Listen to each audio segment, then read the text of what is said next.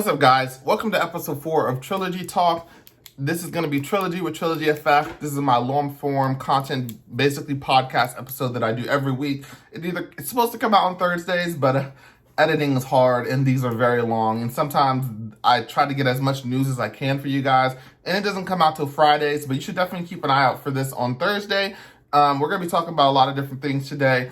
Welcome. If you want to subscribe, support the channel, comment down below, like it, share it. We really appreciate that. Also, I don't do sponsorships or I don't do ads and stuff like that. If you want to help the channel out even more, you can go ahead and donate on my Patreon. I would really appreciate that. And also, I have the videos on this channel without ads and stuff like that uploaded on Patreon. So you should be able to watch those without any ads and stuff like that.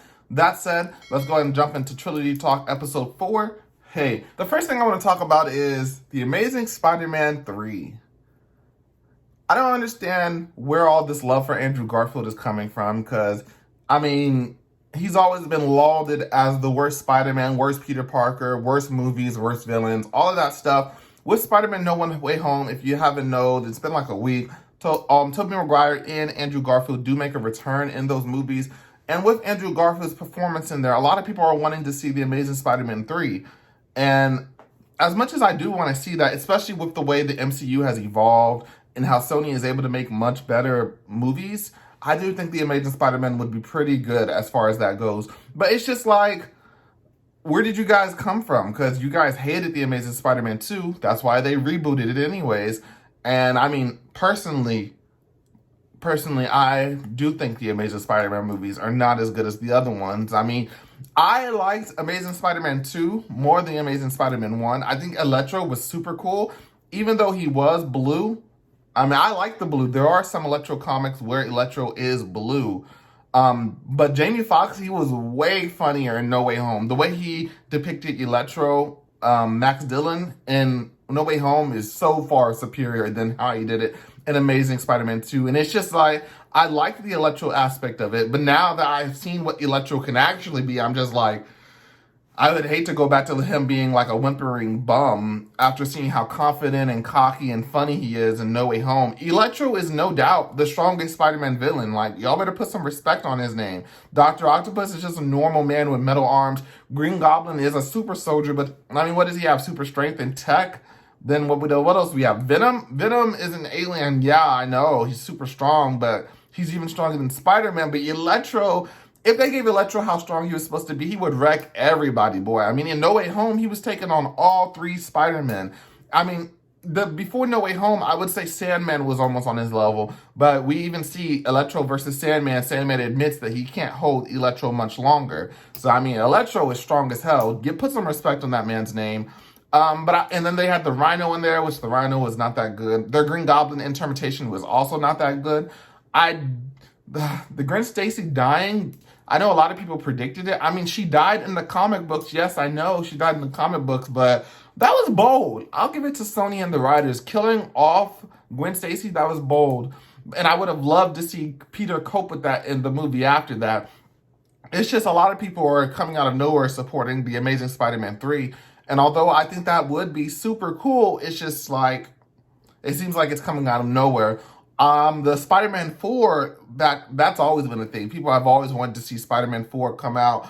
And Tobey Maguire is really old. Like, if you see him in No Way Home, I don't think we're going to get Spider-Man 4. I definitely don't think we're going to get Amazing Spider-Man 3, but if we were going to get one of them, it would be The Amazing Spider-Man 3. Sony is liking to double dip right now. I wouldn't be surprised if they decided to add Andrew Garfield in their own little Sony-verse. I mean, in the Mobius trailer, we do see a poster of Spider-Man, and it says Murderer on it, but I just feel like the costume, based off of that, it looks like Tobey Maguire's costume. So we really need to see Morbius to see what's going on. Like, we know Morbius and Venom are in the same universe, but besides that, we really don't know too much about what's going on in the Spider-Verse universe. If you guys haven't seen it, next up we're going to be talking about a Witcher spinoff. It's called The Witcher Blood Origin. I'm going to play the trailer up above for you guys so you can see it. And I don't know. I'm not the biggest fan of The Witcher. Like, it's cool. I definitely enjoyed season 2 more than season 1, and we're going to talk about that a little bit later on in the video. But as far as that goes, I mean, I would probably watch the spinoff, but I mean, I'm not gonna be like watching for it, you know. So like, it starts off in a mountain. And this movie is a prequel to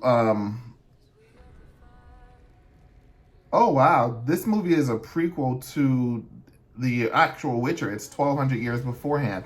I might like this, you know. Okay, we have elf. Okay, so these are about elves.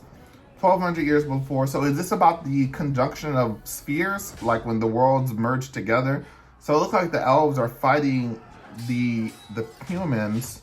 I think this is pretty cool. As far as representation, we have 3 main characters. One looks like an Asian woman, one is a black woman, and then the other one is a white man.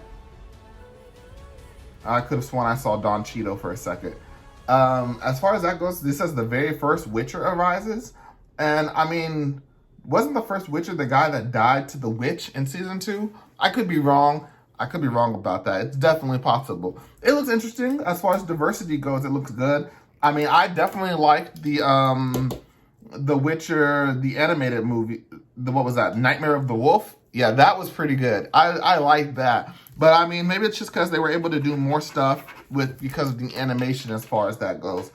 Up next, I want to talk about the new Dragon Ball Super trailer. And this looks crazy. And I know you guys might not be anime, but this is my channel and this is my content. So you're going to watch what I put on. Of course, you could always click away, but please don't do that. Listen, just click to the next bookmark. I have it down below. Yeah, this is just a 50-second trailer. And if you didn't know, the Dragon Ball, new Dragon Ball is supposed to be CGI instead of typical animation. Original stories, King Pei, character design by Akira Toriyama. So we're going to see some of the stuff from the first trailer, it looks like. Yeah, so it's very similar to the first trailer, but as far as that goes, they might have cut some stuff out of it. So we see my boy Piccolo, and apparently the Gamma 1 and Gamma 2, I think they're being manipulated. They think that they're the good guys and that the Z fighters are the bad guys. Wow, they did not have to show my boy Piccolo getting beat up like that. My man Gohan pulled up with the glasses, boy. He didn't even take his glasses off. I'm not a fan of the Vegeta being back in his training gi, but come on, just go Super Saiyan Gohan. Stop playing with this guy. Yes, sir, Super Saiyan Gohan. He took his glasses off. He said, "Vroom." So do you really not need the glasses? Because if you don't need the glasses, why do you wear them, Gohan? But this is definitely exciting. I definitely like the animation as far as that goes. I just don't know if I prefer this to normal animation. It definitely looks good as far as that goes. Up next, we're going to have another anime trailer that I want to talk about with you guys. We're going to be looking at the new Bleach trailer, and this trailer really doesn't give us too much, but Bleach has been gone for like 10 years. Bleach 20th anniversary, 1,000-year Blood War arc. I've already read the manga, so I pretty much know how everything's going to end. Doesn't mean I'm not excited to see it animated, because like some fights you just gotta see. Like, I don't want to spoil it for anybody who hasn't read it. I mean, if you haven't read it at this point, you're waiting for the anime, and you're dedicated if you haven't seen it. So we see the moon. We have the Bleach song playing, and this animation looks so nice. Not saying that the animation for the old Bleach art style was bad. It just looks so much modern now. We get our Bleach. We have Ichigo. We have Chad. We have Uryu. Orihime, original story by Tai Kubo. This is Yuha, which is the main bad guy for Bleach, and it's just, a lot of people say his name different. Not wrong. I might be saying it wrong is what I mean to say, because a lot of people say it different, and it's it's YWACH. Like, how are you supposed to say that? Yuwa. But I've heard a lot of people say it differently. And we have the 1,000-year Blood War arc. They're really not giving us too much. Oh, I love Ichigo's. He looks so adult in this, and I just can't remember if he looks that way in the manga or not. And I'm not gonna reread it. I just want to see it when it comes. Yuha with his messed up. Oh, his Tetsuo Getshin. I forget how to say it. I haven't seen Bleach in a long time. I usually only watch the Arankar arc just because I love my boy Ukiura. 1,000-year Blood War arc 2022. If you didn't know, it's going to come out in October. That's super lit. Hopefully we get more teasers on that because it looks amazing. Next up, we're going to be talking about The Witcher Season 2. I did talk about The Witcher prequel previously, and I definitely like Season 2 way more than Season 1. Season 1, I watched it. I saw some boobs in the first episode. I was like, all right, well, I mean, whatever. I mean, you can't win everybody over with that. And it just really wasn't interesting to me. It was boring.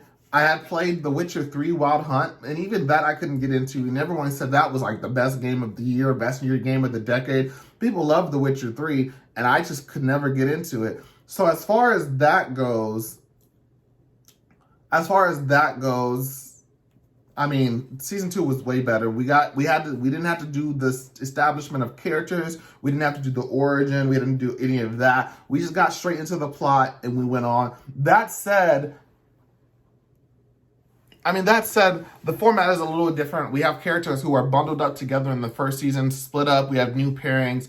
And we didn't get to see enough Jasper. The Bard, we didn't get to see enough him.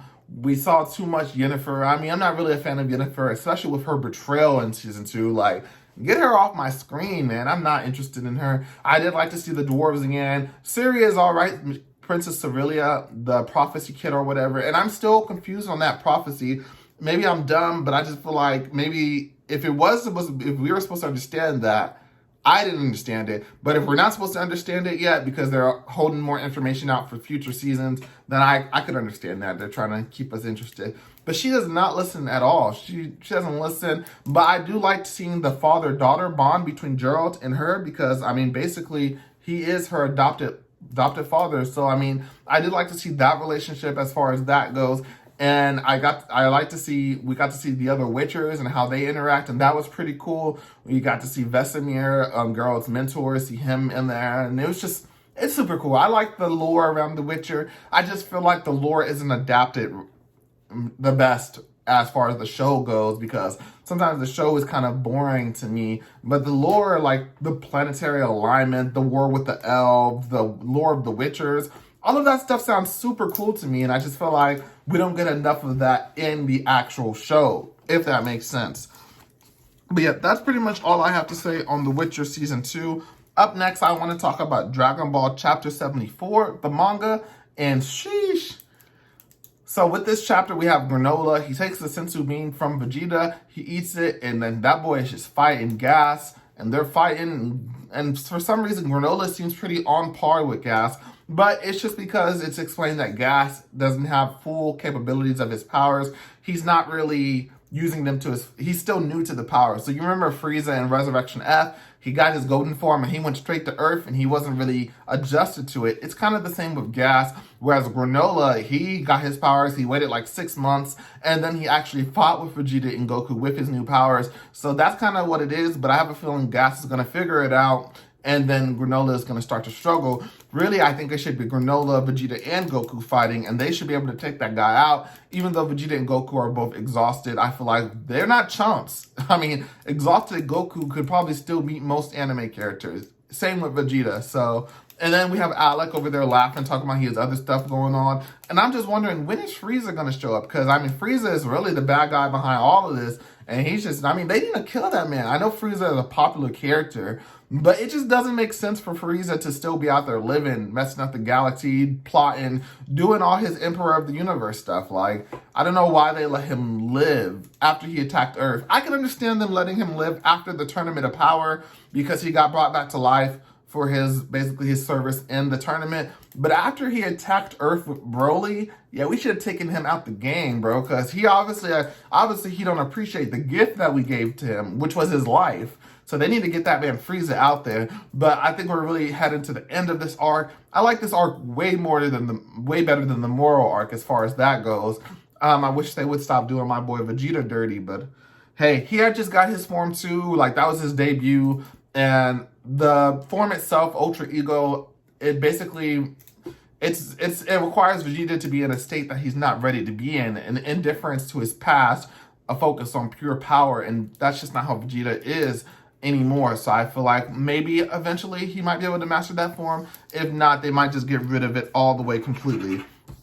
Up next, I want to talk about Spider-Man No Way Home. If you haven't seen this movie already, what are you doing? I've seen it twice, and this movie is amazing. And each time you watch a movie, you catch stuff that you didn't see the first time. And I'm glad I went to see this movie twice. I loved seeing all the villains come back in there. I loved seeing Tobey Maguire. I loved seeing Andrew Garfield along with Tom Holland.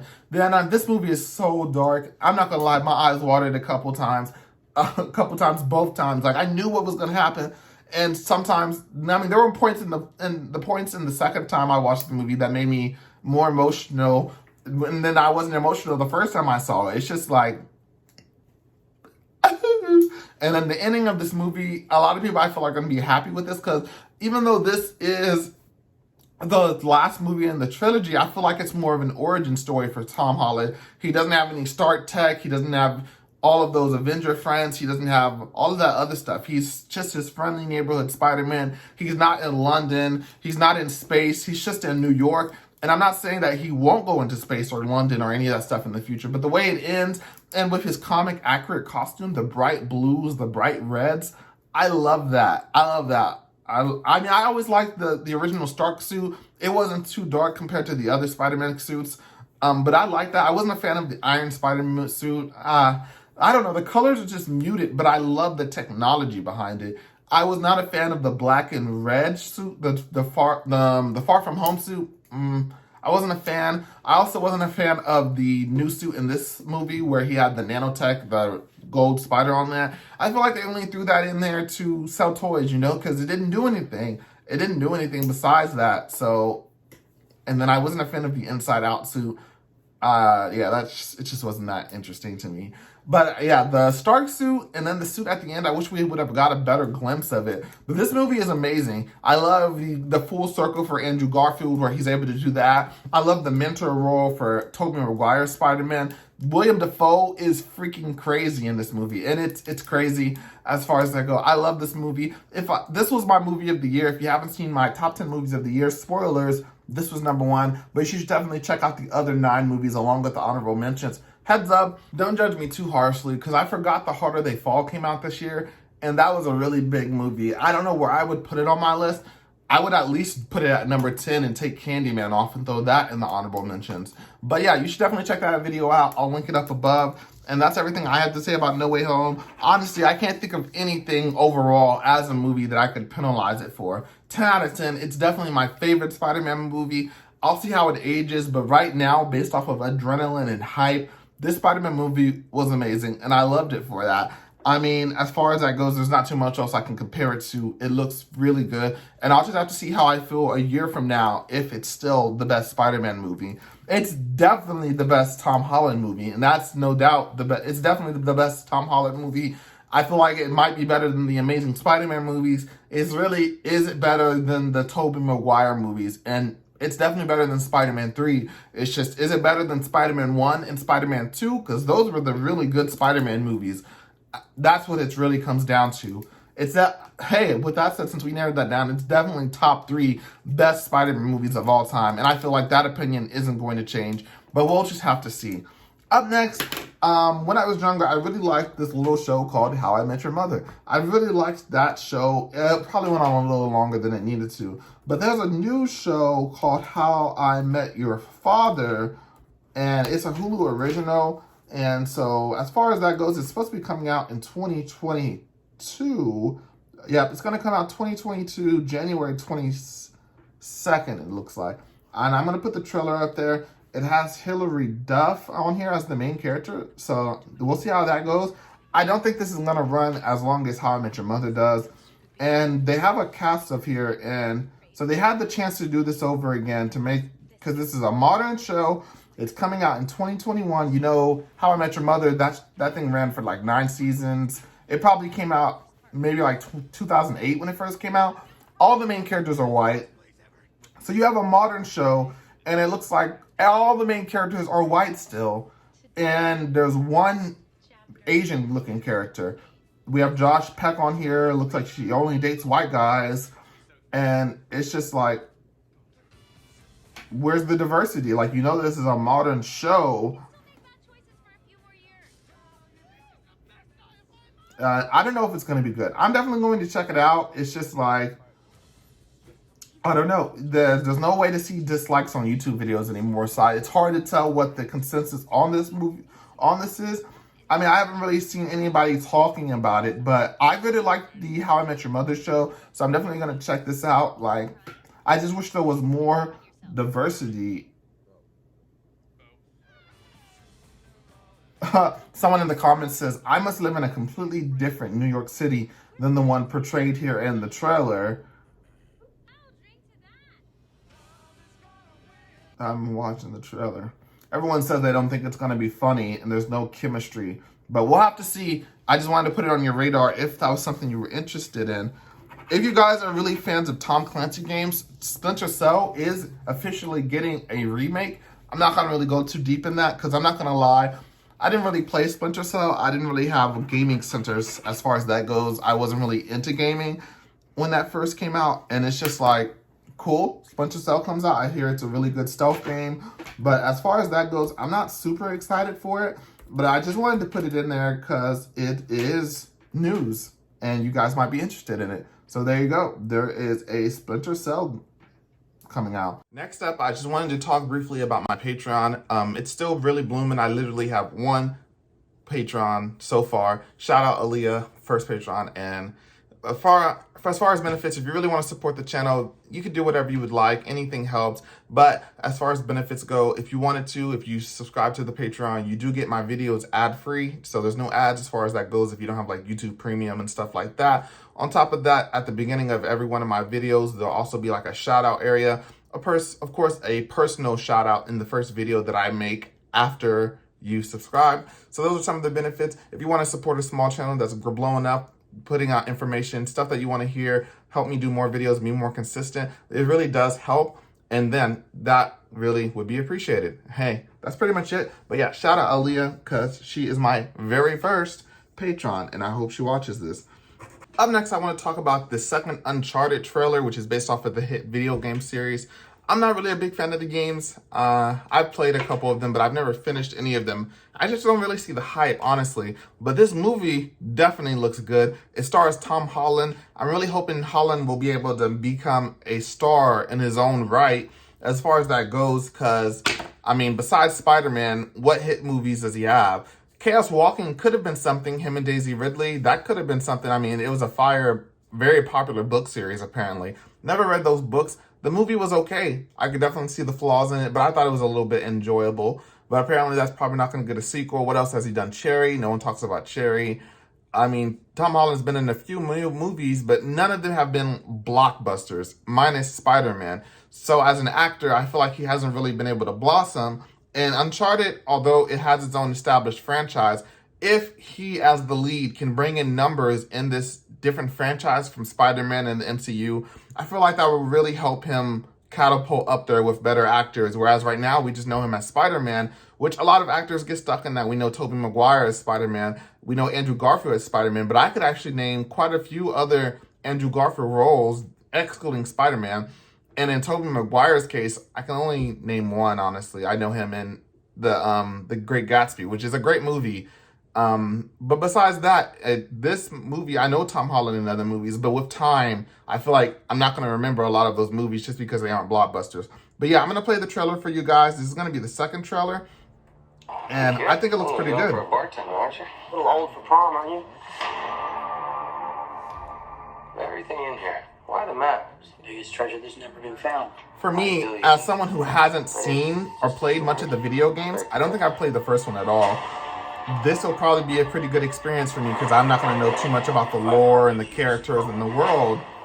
So I think I'll find this much more enjoyable. I won't be able to nitpick like people who have played the games will be able to do. People have been searching for it all in vain. So it looks like it's more like an international movie, like a national treasure type thing. Okay, that looks like national treasure. Well, it was 50-50, so I made a guess. Clearly. One thing I do enjoy about British actors is how good their American accents are. Like, you watch an American pretend to be British, and it's not always going to be super great. But, like, British actors, they can do American accents perfectly fine. Like, if you didn't know it, I mean, you probably couldn't even tell that Tom Holland was British because he speaks American perfectly fine. February 18th is really not too far. It's right around the corner. I'm really looking forward to this, especially this airport scene, this airplane scene where he's falling out of the airplane and he gets back up and then he just gets knocked back down with a freaking car. I think that's crazy. Your brother believed that there was a final piece. What do you know about Brother Sam? You have no idea who your partner is. I mean, this movie looks like a lot of fun, a lot of hijinks. It looks like a type of heist adventure type movie. It has good actors in it as far as that goes. Mark Wahlberg, Antonio Banderas, Tom Holland. What are they doing? What is this scene going on with these flying ships on helicopters? Obviously, the ships are worth a lot of money that they're fighting and destroying on. But I mean, hey. Oh. Shoot, bro. I think this movie looks really good. I know a lot of people aren't going to agree. They even got Sully with the mustache in the end of the trailer. Jimmy's right around the corner, kid. It does not look good on Mark Wahlberg. It doesn't look good, but hey, at least they put it on there. This movie looked really good. What do you guys think? Let me know down below. Are you looking forward to the Uncharted movie? Or you think it's going to be a failure like a lot of the Tom Holland movies? I'm not a hater. I'm just recognizing a trend as far as that goes. As far as that goes, next up, I want to talk about a song that I've been listening to. 2 songs, actually, by Brent Faiyaz. Is that how you say his last name? I'm actually not too sure. But Lovely, this song has just been stuck in my brain on repeat.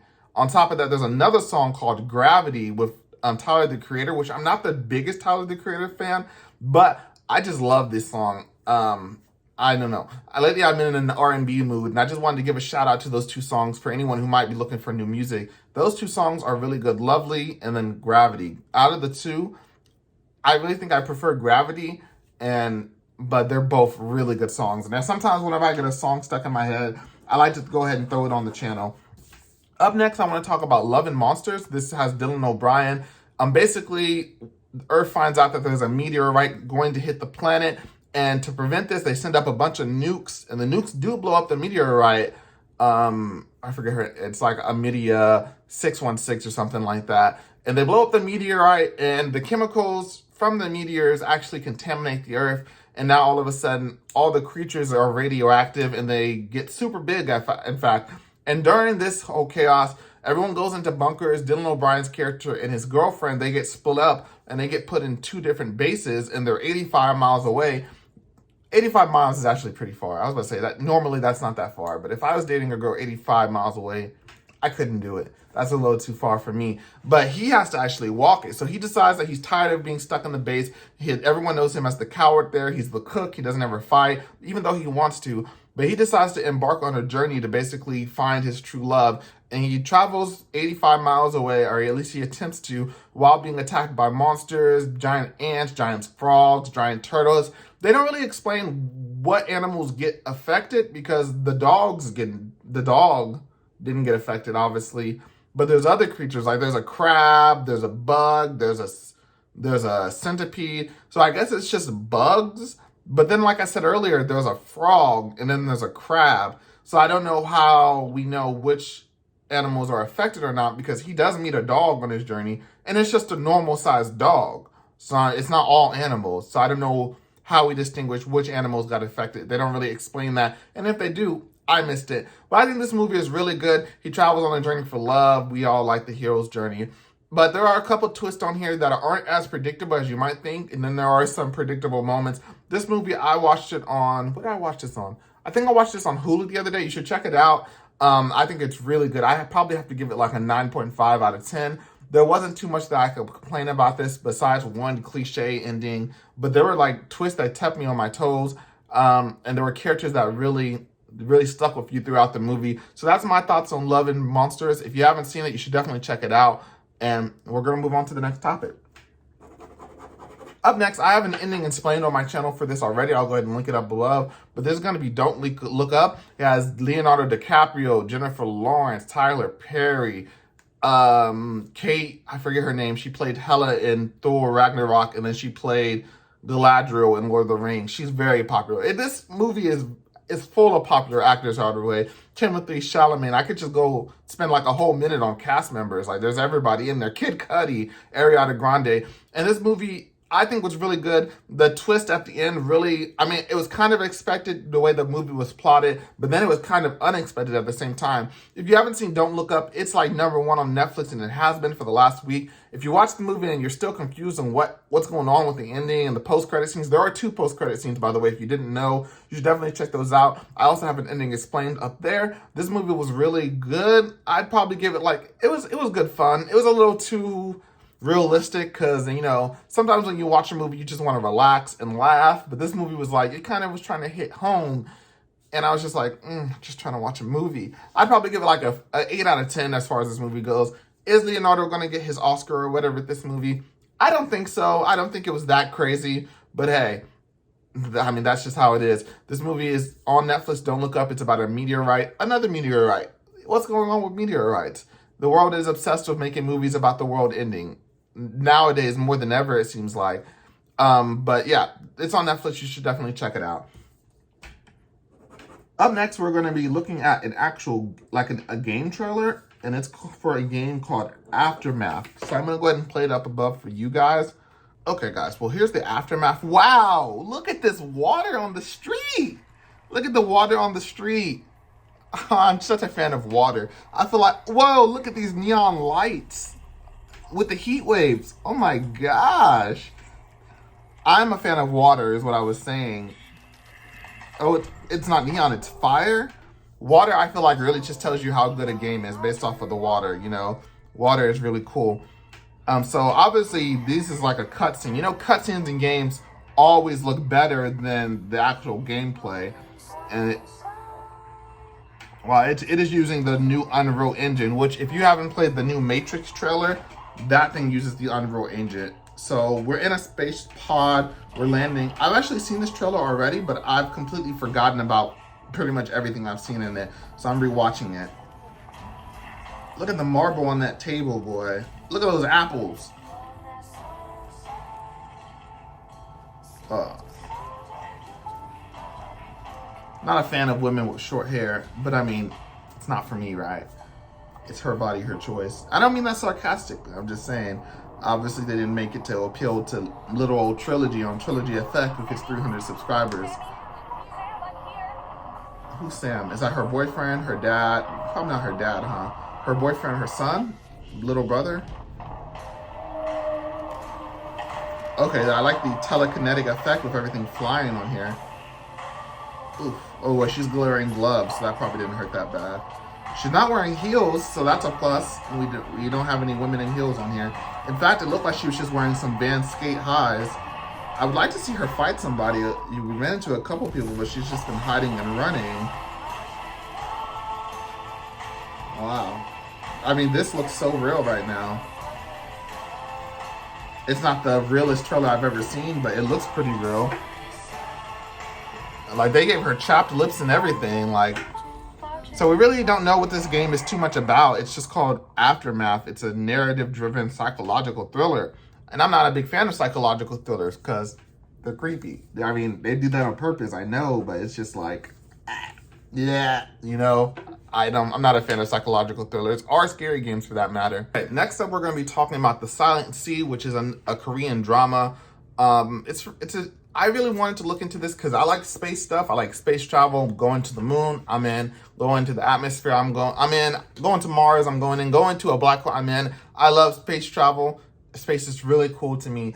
Although this Korean show, it really starts off really slow. I did an explained video for this also. I'll link it up above as far as The Silent Sea explained, because I personally thought it was kind of complicated and I had to do a little bit of research to kind of understand what was going on as far as that goes. And then there were some plot twists, but as far as that goes, it wasn't really revolutionary as far as plot twists. Some of it was like, oh, okay.